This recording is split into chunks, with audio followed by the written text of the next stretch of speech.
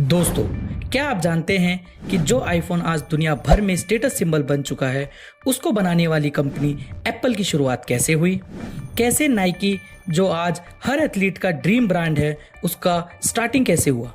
और केएफसी, जिसका नाम आज हर शहर में फेमस है, उसकी शुरुआत एक ऐसे इंसान ने की जो 65 साल की उम्र में बार बार रिजेक्ट किया गया। आज हम ऐसे ही कुछ बड़े ब्रांड्स के बारे में इंटरेस्टिंग फैक्ट्स जानेंगे जो जीरो से शुरू हुए, बहुत स्ट्रगल किया और आज दुनिया की सबसे बड़ी ब्रांड्स बन चुके हैं। कैसे इन्होंने अपने हार्डवर्क से इन कंपनियों को इतना बड़ा बना दिया। आज यही कंपनियां सिर्फ ब्रांड नहीं बल्कि दुनिया की पहचान बन चुकी है। तो आखिर ऐसा क्या था जिन्होंने बाकी लोगों से इसको अलग बना दिया? कैसे जीरो से शुरू होकर ये दुनिया की सबसे बड़े ब्रांड्स बन गए? आज की इस वीडियो में हम जानेंगे कुछ ऐसी कंपनियां जो कभी कुछ भी नहीं थी लेकिन आज पूरी दुनिया पे राज करती हैं। वीडियो में एंड तक बने रहें और अगर चैनल को सब्सक्राइब नहीं किया है तो जल्दी से सब्सक्राइब कर दें। चलिए शुरू करते हैं। Number 1, Apple. आज आईफोन एक फोन नहीं बल्कि आइडेंटिटी बन चुका है। बहुत से लोगों के लिए एप्पल लग्जरी का सिंबल है, लेकिन एप्पल इंडस्ट्री की शुरुआत किसी बड़े ऑफिस या करोड़ों की फंडिंग से नहीं हुई। इसकी शुरुआत एक छोटे से गैरेज से हुई थी। जी हाँ, स्टीव जॉब्स जो एप्पल के फाउंडर थे, उन्होंने अपने एक दोस्त के साथ मिलकर सबसे पहला एप्पल कंप्यूटर बनाया। उनके पास ना कोई सेटअप था, ना इन्वेस्टर्स की लंबी लाइन थी। उनके पास सिर्फ एक विजन था कि कंप्यूटर सिर्फ बड़ी कंपनियों के लिए नहीं बल्कि हर इंसान के लिए होनी चाहिए। उस समय लोगों को लगता था कि कंप्यूटर सिर्फ ऑफिस के लिए होते हैं, लेकिन एप्पल ने इस सोच को बदल दिया। उन्होंने टेक्नोलॉजी को पर्सनल बना दिया और यही सबसे बड़ी ताकत बनी। स्टीव जॉब्स सिर्फ एक प्रोडक्ट नहीं बना रहे थे, वह फ्यूचर डिजाइन कर रहे थे। यही रीजन था कि छोटे गैरेज से शुरू हुई कंपनी आज दुनिया की सबसे पावरफुल कंपनीज में से एक है। सेकेंड है अमेजॉन। आज अमेजॉन पर आप ऑलमोस्ट हर चीज खरीद सकते हैं, मोबाइल कवर से लेकर रेफ्रिजरेटर तक। लेकिन इसकी शुरुआत इतनी छोटी थी कि शायद कोई इमेजिन भी नहीं कर सकता था। अमेजॉन ने शुरुआत सिर्फ बुक्स बेचने से की थी। अमेजॉन के फाउंडर जेफ बेजोस ने देखा कि इंटरनेट तेजी से ग्रो कर रहा है और उन्होंने सोचा कि ऑनलाइन सबसे पहले क्या बेचा जा सकता है। जवाब था बुक्स, क्योंकि इतनी सारी बुक्स को एक दुकान में रखना मुश्किल था, लेकिन इंटरनेट पर इसे आसानी से बेचा जा सकता था। उन्होंने गैरेज से पैकेजिंग शुरू की और खुद ही ऑर्डर पैक करते थे। शुरुआत में पैसे बचाने के लिए उन्होंने पुराने वुडन डोर्स को ही ऑफिस टेबल बना दिया।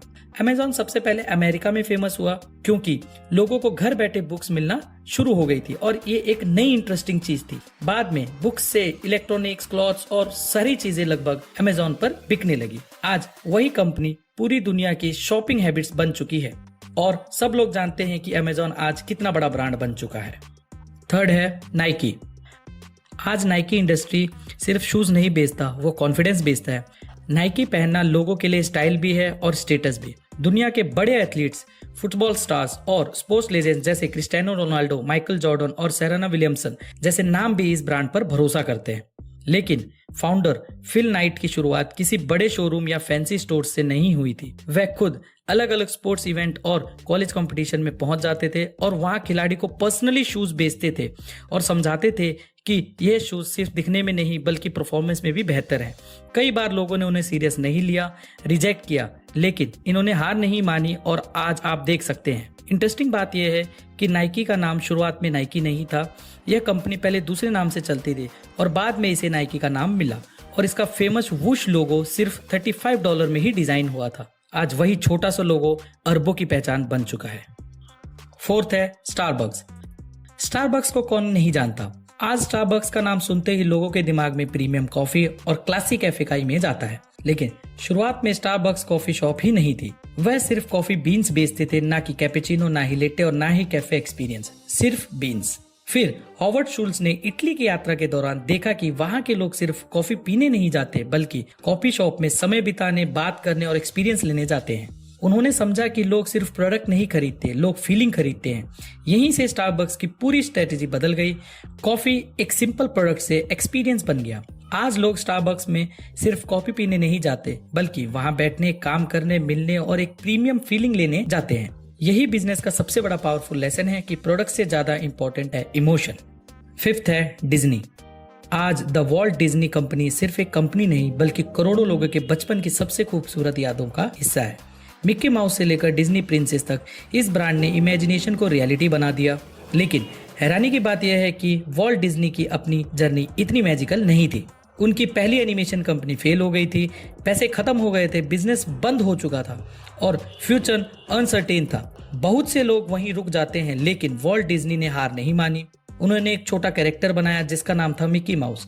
वही कैरेक्टर आगे चलकर दुनिया की सबसे फेमस आइडेंटिटी बन गया और वहीं से डिज्नी का फ्यूचर डिसाइड हो गया। आज डिज्नी सिर्फ एक कार्टून नहीं बनाता, वह इमोशंस बनाता है। 6th है KFC। अक्सर लोग 30 की उम्र में ही सोचने लगते हैं कि अब बहुत देर हो गई है, लेकिन KFC के फाउंडर कॉनोलिन सैंडर्स ने 65 इयर्स की एज में भी अपनी सबसे बड़ी जर्नी शुरू की। उनकी जिंदगी आसान नहीं थी, उन्होंने कई जॉब्स किए और बार बार फेलियर हुए। नौकरी छूटी, बिजनेस नहीं चला, लेकिन उनकी फ्राइड चिकन रेसिपी पर उनको पूरा भरोसा रहा। 65 इयर्स की एज में भी उन्होंने अपनी रेसिपी के दम पर एक नई शुरुआत की। शुरुआत में वह खुद रेस्टोरेंट टू रेस्टोरेंट जाते थे, ओनर्स को अपनी रेसिपी ऑफर करते थे, लेकिन उन्हें बार बार रिजेक्शन ही मिला। कहा जाता है कि उन्हें 1000 से भी ज्यादा बार रिजेक्ट किया गया। सोचिए, इतने रिजेक्शन के बाद ज्यादातर लोग हार मान जाते हैं, लेकिन उन्होंने रुकना नहीं चुना, उन्होंने कोशिश जारी रखी और आज KFC पूरी दुनिया का नाम बन चुका है।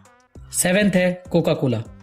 आज द कोका कोला कंपनी दुनिया की सबसे बड़ी फेमस ड्रिंक्स में से एक है, लेकिन इसकी शुरुआत सॉफ्ट ड्रिंक्स के रूप में नहीं हुई थी। डॉक्टर जॉन पेम्बर्टन ने इसे एक मेडिकल टॉनिक की तरह तैयार किया था। उनका आइडिया था कि यह लोगों को रिलीफ देगा, लेकिन धीरे धीरे लोगों को इसका टेस्ट इतना पसंद आने लगा कि यह फार्मा की सेल्स से निकलकर लोगों की डेली लाइफ का हिस्सा बन गई। एक एक्सीडेंटल प्रोडक्ट ग्लोबल आइकन बन गया। आज कोका कोला सिर्फ एक ड्रिंक नहीं बल्कि एक कल्चर बन चुका है। 8th है बिस्लेरी।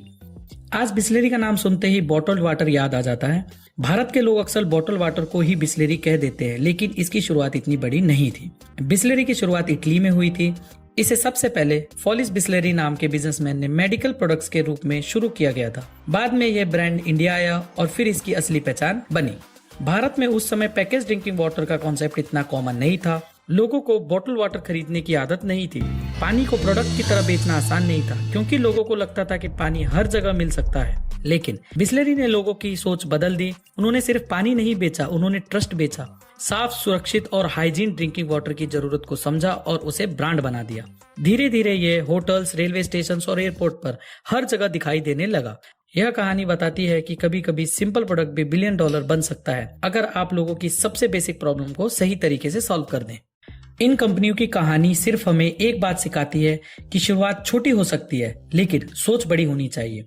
अब अगला सबसे बड़ा ब्रांड कौन सा बन सकता है, कमेंट करके जरूर बताएं। अगर वीडियो पसंद आई तो लाइक करें, सब्सक्राइब करें और कमेंट में बताएं कि आपको इंस्पायरिंग स्टोरी कौन सी लगी।